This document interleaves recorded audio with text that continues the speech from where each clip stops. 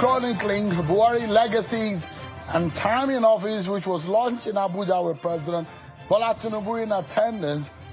And a lot of controversies is now started to trail the details in the records. The man who wrote it, who mastered it, is here with me on the program tonight to give us the details. What killed Buhari? Who was trying to poison him? And who are the cabals in the Buhari government? We'll be finding out. The prosecution by the EFCC gets our attention. Is it an attack on Buhari's men, or the approach of these anti-corruption agencies is up to what? Fighting corruption or fighting those whom they don't like?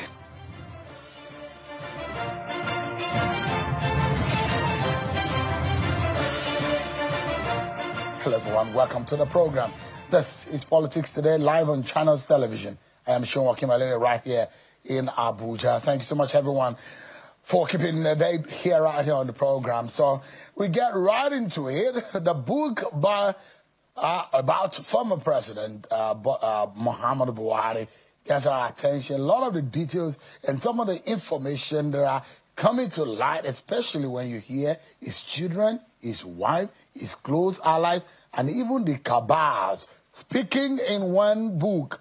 It gets our attention tonight, and we'll be unraveling how the book came about, how the author came into the mix of things, the cabals, who really are they, who tried to poison, who tried to kill him in office. What are the issues raised about the anti-corruption war, whether or not Buhari does not, hold anybody to account? What exactly are the Buhari days? And a lot of debate that have come up about his time in office, from soldier to statesman. That book gets our attention tonight. But before we get into all of that, let us check out some of your political roundup stories.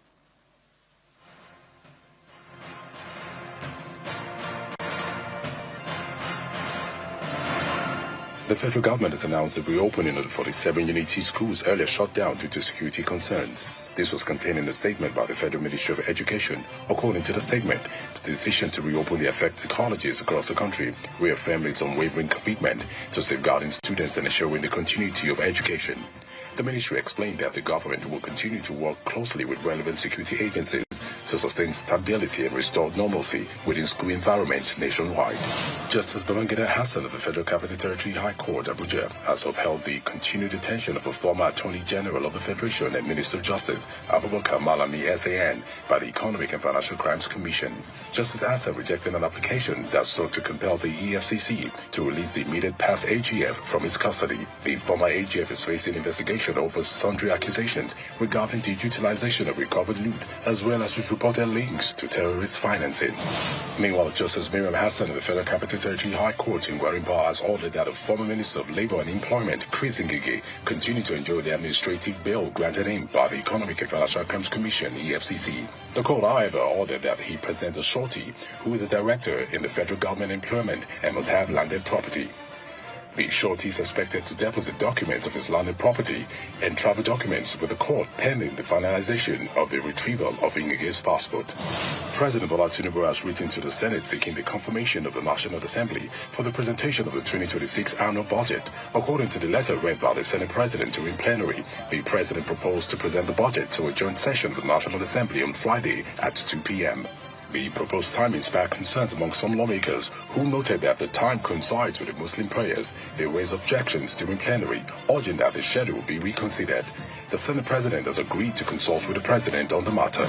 Also, the Senate has confirmed all 64 nominees for career and non-career ambassadorial positions following consideration of a report by the Committee on Foreign Affairs. The confirmation came after the committee, chaired by Senator Sani Bello, presented its report, after which the recommendations were adopted. However, during the session, Senator Yasha Diyawa raised an objection, drawing attention to the absence of any nominee from Zamfara State on the list. He urged that the President be notified of the omission. Lastly, the Director General of the National Institute for Legislative and Democratic Studies, Professor Abubakar Suleiman, has received the report of the National Survey Report and the Commission papers for the Elite Consensus Development Project in Nigeria. The report, presented by the former chairman of the Independent National Electoral Commission, INEC, Professor Tahiru Jega, is based on institutional framework for establishing state police, ethno-federalism, and revenue mobilization. Receiving the report, Professor Suleiman notes that the project, which started in 2023, intends to provide the platform to actualize the vision of galvanizing the elite consensus around certain national issues in Nigeria.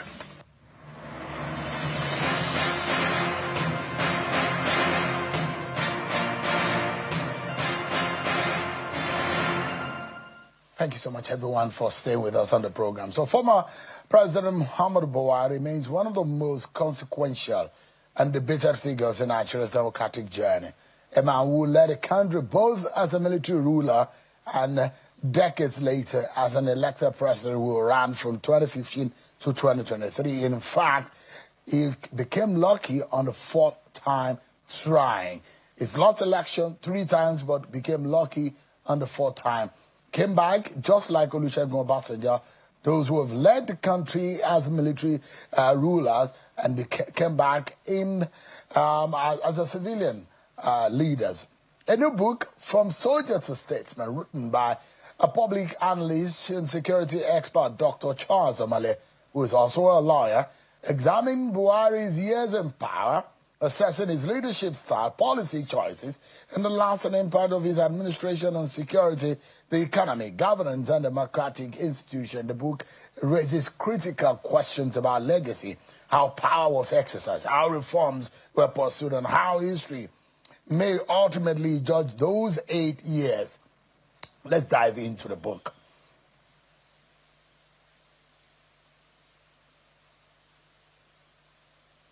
Not literally, though, but in terms of the critical analysis of it. Let's dive into it, everyone. Joining us now is the author, Dr. Charles Amale. He's the author of Muhammadu Buhari, From Soldier to Statesman, the legacy of Muhammadu Buhari. Thanks so much indeed for joining us. Thank you. Thanks for having me.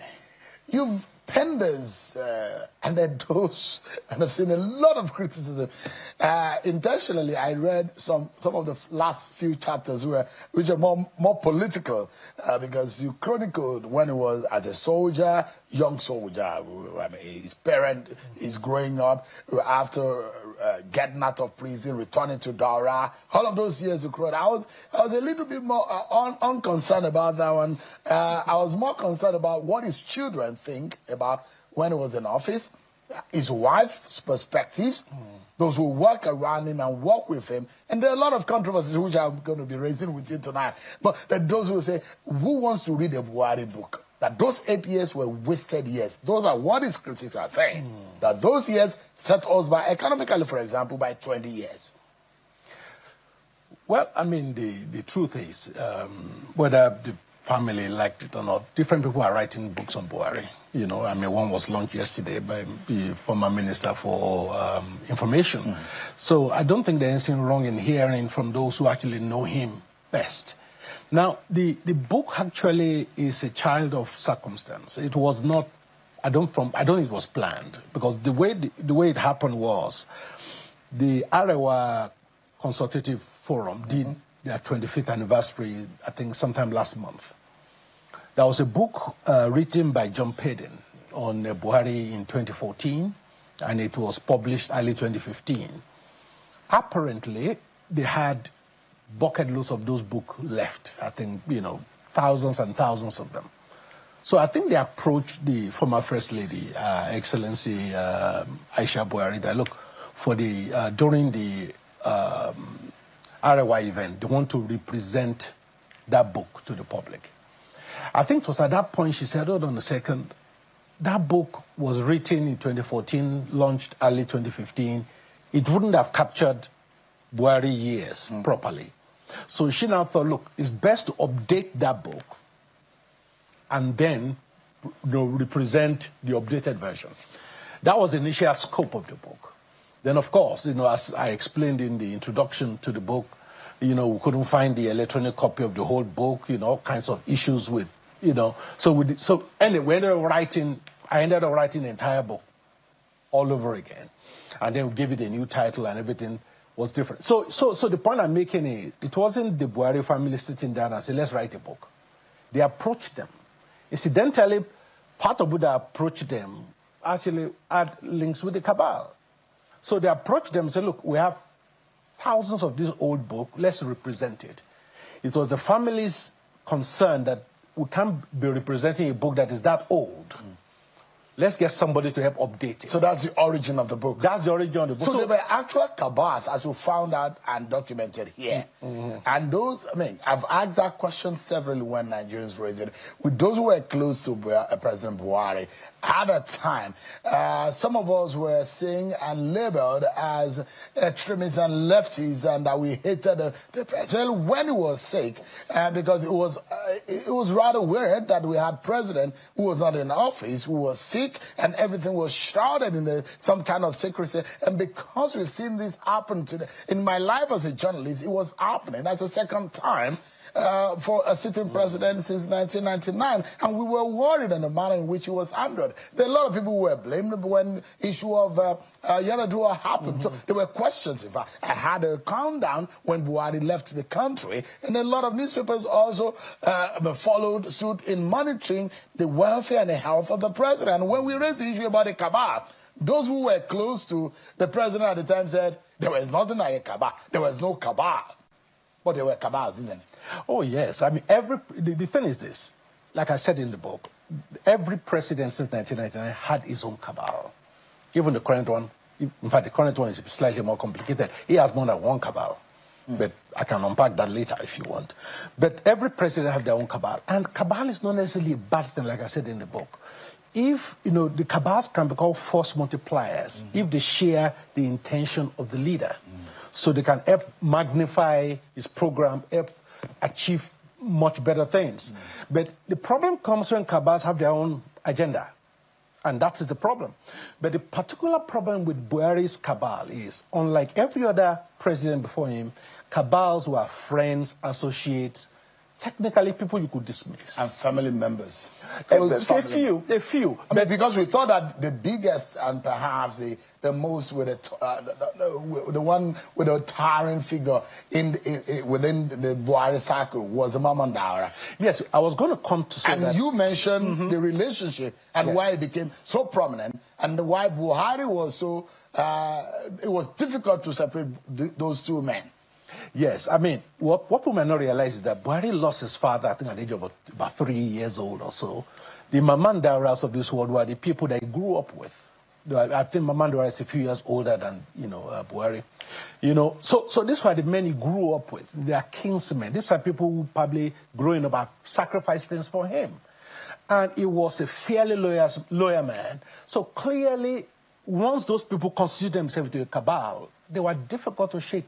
And that, I think, is the problem Buhari had. And perhaps what you ran away from easily here, what maybe you didn't capture or maybe I have not read, was how Buhari was comfortably able to allow people to run riots in their offices without... I mean, I've had minister on this program who said, in my years of serving Buhari, he never asked me a question about my role as a minister.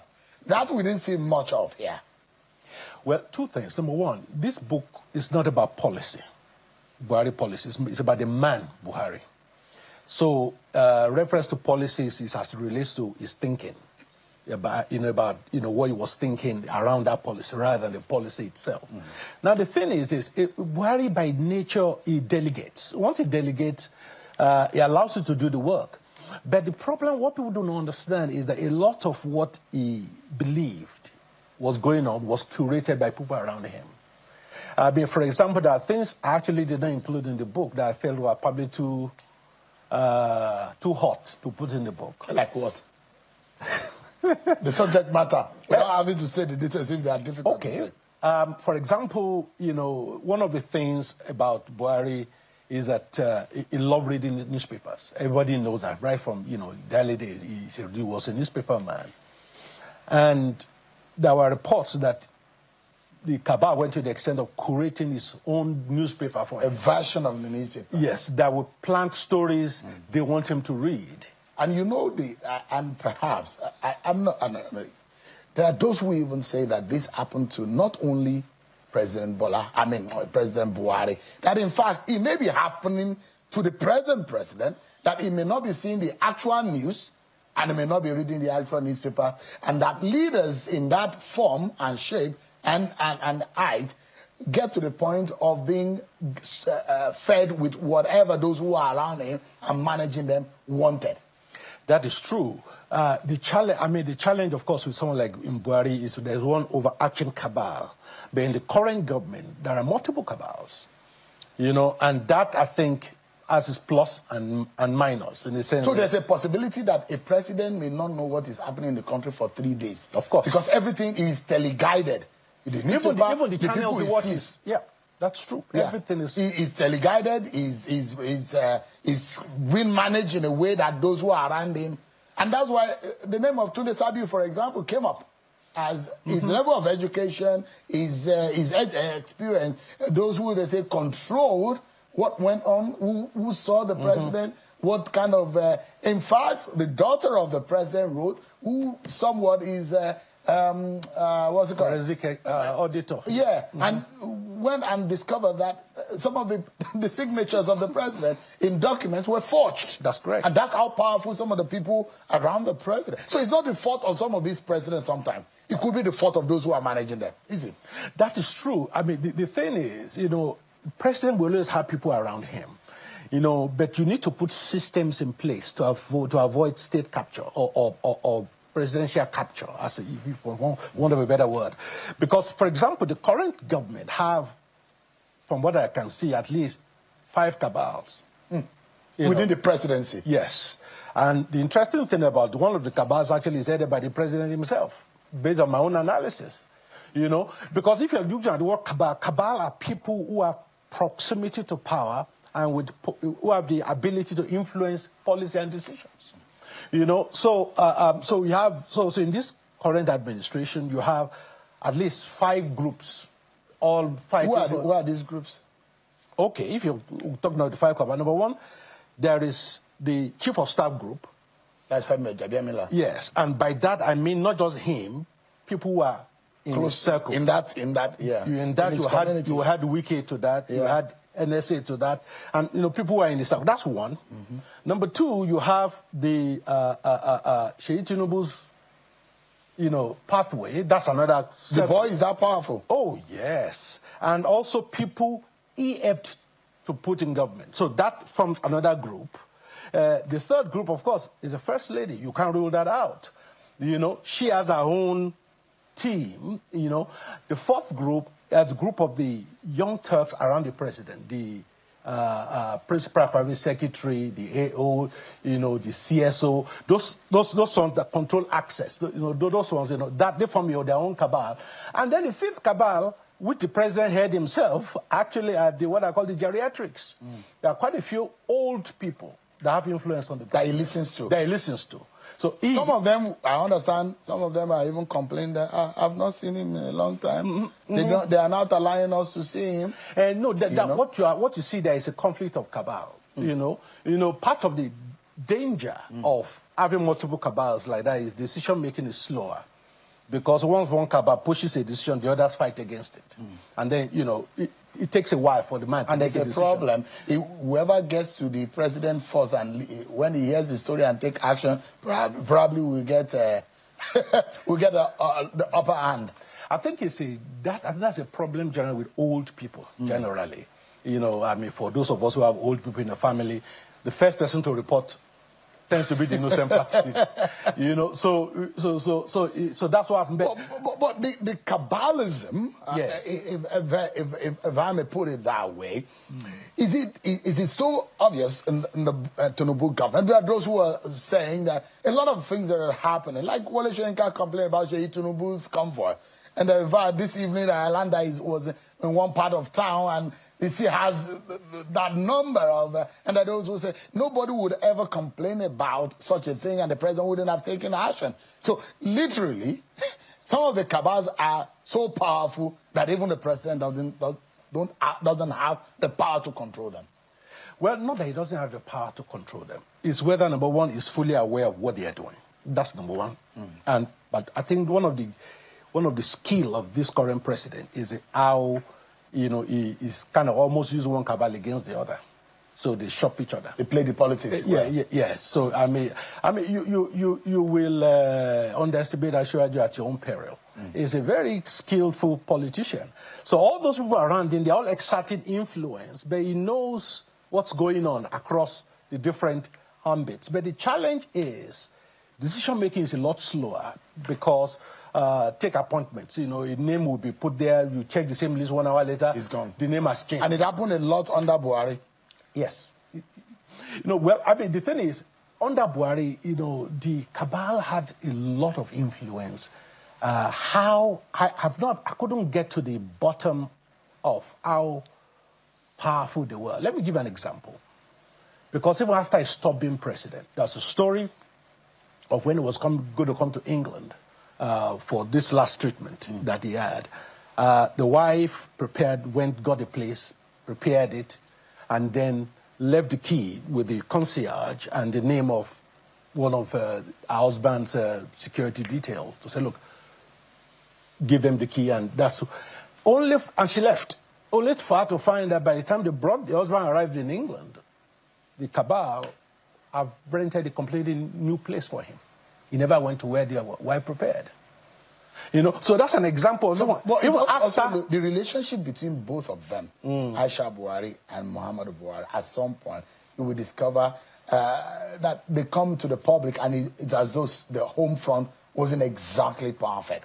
What went wrong from your discovery? Well, I don't think in terms of home front, when you say, I'm not quite sure, in terms of whether I didn't see any evidence. Let me give you an example. Yes. For example, your record about Buhari's decision or his choice of who becomes the next president. Have you seen Babafemi Ojudu's write-up? Babafemi Ojudu disagreed. He said the actual fact that he's privy to is that Oshibajo, the former vice president, approached Muhammadu Buhari a minimum of 4 times that he can recall. And at those different times, Buhari said yes in affirmation to Oshibajo's ambition to want him to become president. And he had promised and voted his support for Oshibajo, and which a lot of people around Oshibajo and those who are in the know felt that was the biggest betrayer of the 8 years Oshibajo served Muhammadu Buhari. Well, that's not my own my own recollection of the facts as I was told really is, it's a question, the answer Buhari will give you, I think, depends on the question you ask. Should I contest? That's a question. I want to contest. That's another question. So clearly, if you are coming to me to say, I want to contest for the presidency, I probably will support you. If you ask me, should I contest? That probably will get it slightly different. That may be to a large extent, a scenario where the likes of Rotimi Amechi will tell you his own story about what he told him, about his ambition, and the audacity of him resigning and say, now, because he's one of the closest we understand to Buhari. And Ahmed Lawan also will tell you a story about what went on with communication with Muhammadu Buhari. So that those who say maybe the man was a bit sly and never upfront about what he thinks politically, especially to those who are close to him. Some of those who see it as a betrayer. No, I don't think Buhari's intention was to shut down anybody's ambition. Like I said, if you come to him and say, I've thought about it, I want to contest, he probably will give everybody, the same kind of blessing he gives to one, he gives it to all. But if he had approached me and said, I'm thinking of contesting, should I? What do you think, Mr. President? His answer probably would have been different. So I'm not sure. In terms of all the facts I've seen, anyone went to him asking whether they should contest. Yeah. But I think they went to him saying, I'm thinking of contesting. Right. Let me take you quickly onto some interesting part of this book. Buhari was poisoned by gas infiltration in his office. Was that the case? Not from the record. Not to my knowledge. No, that was not. How did he get sick?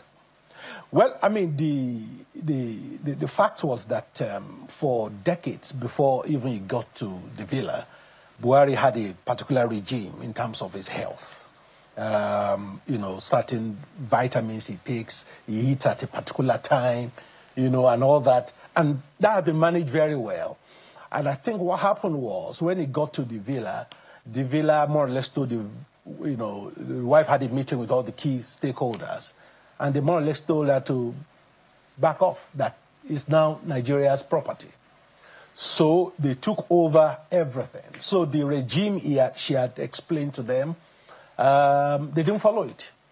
To the point where sometime for months, they discovered that the president wasn't eating lunch. And he was just walking through lunch. So clearly his health began to deteriorate because that pattern wasn't followed. And meanwhile, Aisha and the family have been managing him over the years. They've been managing what about the successfully. story of the gas attack in the office? And you hear a lot of stories. And the rat infestation, and how the office was being renovated shortly around that period was when he started becoming sick. And there are those indications that there must have been something untoward. You see, the thing is, there are a few categories of things I left out from the book. Number one, things that I felt were too hot. And sensitive. I did not include in the book. And you don't want to be in DSS custody? No. For revealing state secret. Exactly. Well, that's not really my concern. I mean, as a lawyer, I know what to say, what not to say. Yeah. So, but that's the one. The second thing was that things I couldn't corroborate.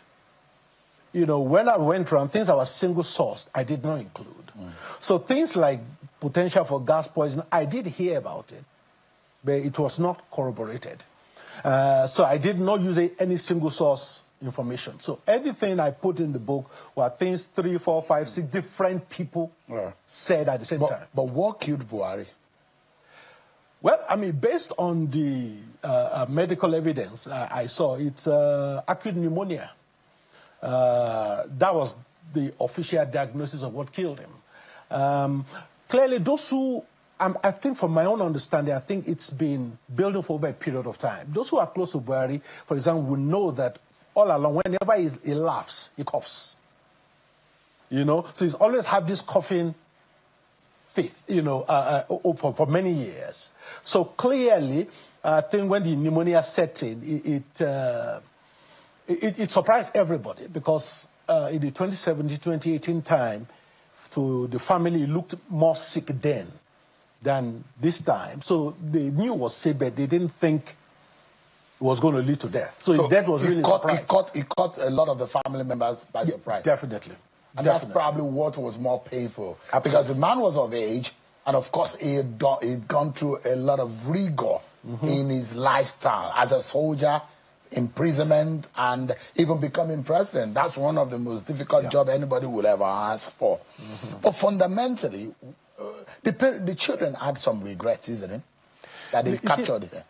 Yeah, see, the thing about, I remember during the book launch, I said that one of the greatest legacies of Buhari actually are his children. Because initially, when I was approached with this project, I was expecting that maybe they would try to sort of paint their dad in a saintly color. But I didn't get that. They were criticizing things I was criticizing. I mean, the children were saying that we told him, sack these people. He refused to sack them. That even if you're not going to sack them, change their portfolio. They are not performing. So these were the things the children said. So they are not just painting. And, Did they feel the father was stubborn? Well, it's a general. I mean, Buhari is one of those people that is difficult to shake. Once he believes this is what he wants to do, everybody around him knows that it's difficult to shake him. And I think what makes it difficult is this, and this is what people need to understand when they read the book. You see, as a president, lots of people come to tell you things all the time. One of the guardrails that Buhari put around himself was you must bring evidence. Oh, Shehu is stealing money. Okay. Where is the evidence? If you cannot show him evidence, he doesn't act. Dr. Mali, what do you think is the biggest lesson? Putting this together, the Buhari, with his frailties as human, as we all do have, his perfection in his expertise as a soldier and as a leader, and his politics, what do you think the nation can take away from the life and times of this man, Muhammad Buhari, no matter how much you hate or like him? First of all, the book is actually a sympathetic book on Buhari. For those who read it, when I see all the online comments, clearly they've not read the book. It's a 600-page book, and you're all talking about 5 pages of some tittle-tattle.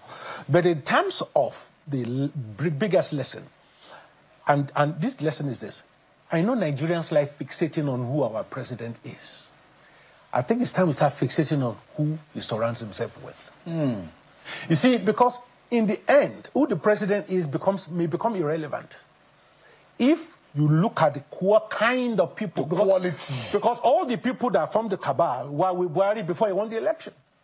So there were not some new people that came from nowhere. And same with Bola Tinubu. Exactly. So that's my point. The quality will determine the outcome and the benefit. So that's a big lesson. It's a big lesson. So we need to always, as a people, start dissecting the kind of people. Exactly. And Tinubu is very easy to analyze.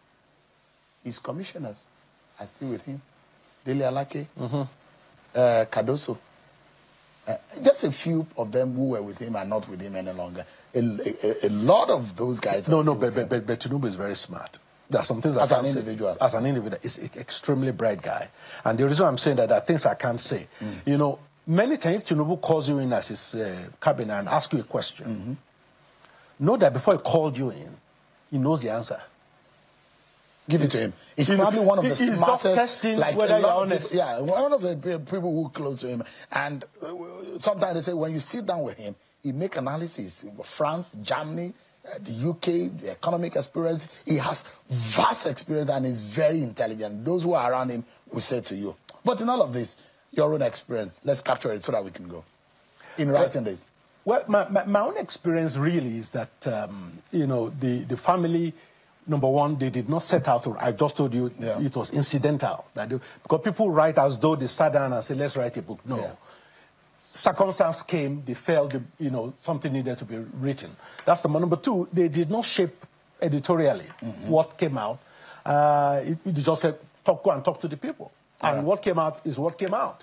You know, but one thing people need to understand is this. You cannot be more Catholic than the Pope. You cannot love Buhari more than his children, more than his wife. So all these people online going on about... They need to read the book. They need to read the book to understand, to get a fuller picture. I must say congratulations to you, Dr. Charles Omole, for any academic or any creative who sit down to put this together. It's not just thoughts.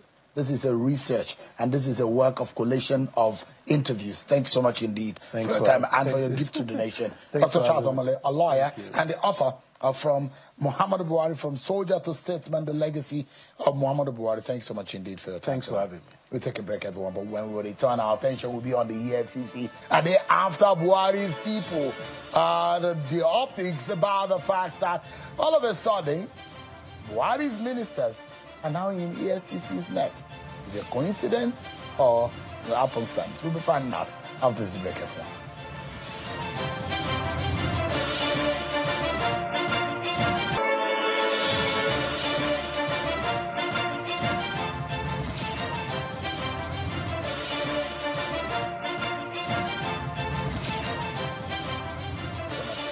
Let's get into the state of the nation. Nigeria's anti-corruption drive gets our attention is once again in the center of national debate following reports and counter-reports around investigations by the Economic and Financial Crimes Commission, the EFCC, including claims involving former Attorney General of the Federation, Mr. Abubakar Malami, and references to other former public officials. While the EFCC maintains that its actions are guided strictly by evidence and the law, critics and supporters of the previous administration are arguing that the timing, the optics, public handling of these investigations raise concerns about selective justice and political targeting. Let me get to my guest to get into discussing this and dissecting it for us. I have a lawyer, political analyst, Mr. Liberus Oshoma, who is live for us on the program. Thanks so much indeed for joining us tonight. Thank you, Shirley. Is the EFCC biased from your point of view? Are the people under Buhari government the only corrupt people in Nigeria today? That's the question that let me answer that question with the Buhari government's answer. Yeah. Remember, Buhari's government came, you know, when during the campaign, they painted Jonathan's government as very corrupt. Yeah, there were allegations of corruption. And so the fight was, once we kill corruption, Nigeria will stand. So we need to bring a man who will fight corruption to a standstill. And so when Buhari government came on board, that was when Senator Shehu Sani made that statement that people in the government, he was a member of the party, people in the party are deodorized, and those in opposition they use insecticides on them. And if you criticize the fight then, Abubakar Malami was the Attorney General then, and if you criticize their style, they tell you, oh, it is corruption that is fighting back. And one thing some of us observers learned at that time, our takeaway, was that, let me use local parlance, anytime you enter native doctor house, you must see white chalk. So anytime you beam a searchlight on all these government officials, definitely there must be some skeleton. And that's why the current emir of Kano, Sanusi Lamido Kano, Sanusi said, remove the current set of senators. Remove all of them. Just pick random Nigerians and put there, replace them.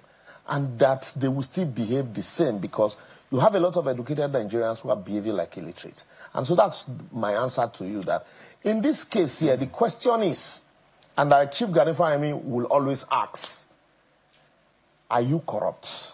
Are there allegations? These allegations against you. So this is what Malami, for example, is saying. And this is from our attorney, immediate past Attorney General, is claiming and alleging bias and persecution. These are his words. He said this is a personal vendetta and a politically motivated witch hunt.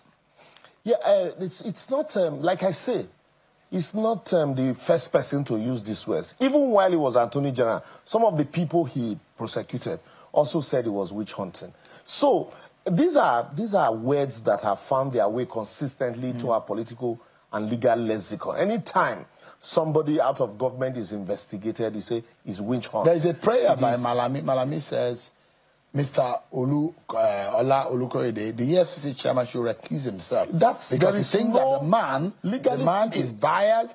The man is clearly playing a political game. That is what Malami believes. There is no word or practice like that in as far as investigation is concerned. Check the entire legal jurisprudence of the entire world. You cannot tell an investigative agency, because the investigative agency's responsibility is to investigate. It is the duty of the court that will, that's why we say auditory pattern. It is the duty of the court to look at the cases brought before them and also call you to respond. It is only a judge that you can say, with your attitude, behavior, and utterances, there is every element that you will be biased or that you are biased. Not somebody who is investigating you. For me, telling an investigator to recuse himself because of likelihood of bias will amount to what you would call taking undue advantage of a position. And here we say we want to create strong institutions and not strong human being. For the fact that you are a senior advocate or an attorney general does not mean that you cannot be investigated. And then also, legally speaking, does the fact that somebody was indicted, if at all, by a panel, and that person is now investigating you, does it vitiate the powers to investigate you? The answer is no, because the investigator is not a court. And then, one good thing about this is that during investigation, you also have the power, you also have the right to present your own defense. And the investigator's responsibility is not to condemn you. It is to investigate and place material evidence before the court. So this, at this stage, if you are saying, no, EFCC cannot investigate me, instead take the matter to his bar. So if Liberal Oshoma commits an offense tomorrow, an alleged offense, and then Liberal Oshoma can also say there is a precedent that Malemi once asked the EFCC chairman to recuse himself. And so if that happens, then IGP, recuse yourself. But the question is that, is the Tinubu government fighting corruption or just chasing after political opponents? The question is interesting. Malami went to the ABC. They went after him. For me, Ngige, in Nigeria, under Buhari administration, in the custody. Ngige is a member of the APC. Yeah, but I mean, those who think that the Tinubu government is just after the former president's governments after previous government officials, even Buhari's administration, where Malami started. If you look at this book, Shehu, you just discussed this book, page 222 to 223, 224. He talked about Alison Madueke Desiani, talked about Sambo Dasuki, talked about Olisa Metu, all the prosecution and all of that. So, was it that when they told us then that, no, this is not witch hunting, the question remained then was that, are your hands clean? Like they say, he who comes to equity must come with clean hands. Give me a moment, Mr. Oshoma, because there are also a few fundamental questions for us to close on. But we'll be right back after this break, everyone.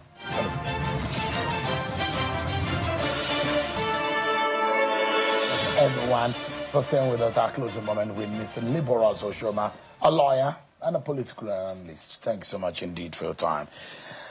So you look at what is going on and the perspectives, and perhaps maybe one should be careful in handling some of these issues. On one hand, the fact that the Malami side, there was an attack on his convoy a few weeks later, and the manner in which the EFCC went about it. And these are the issues that he raised about the approach of the EFCC on this matter. Let's not patronize these people. There are people in government today, and I pray that when they leave government, they're invited like this. And I know that they will also say they are being witch hunted. Because the life of a political office holder is that of a tenured monarch in Nigeria. You are in government, you wait all powers. The moment you leave, you suddenly discover that there's nobody behind you. And today, Malami approached the courts for summons for bail. And the courts, having looked at all of the issues, said, no, you were arrested on a court order. I cannot sit on appeal.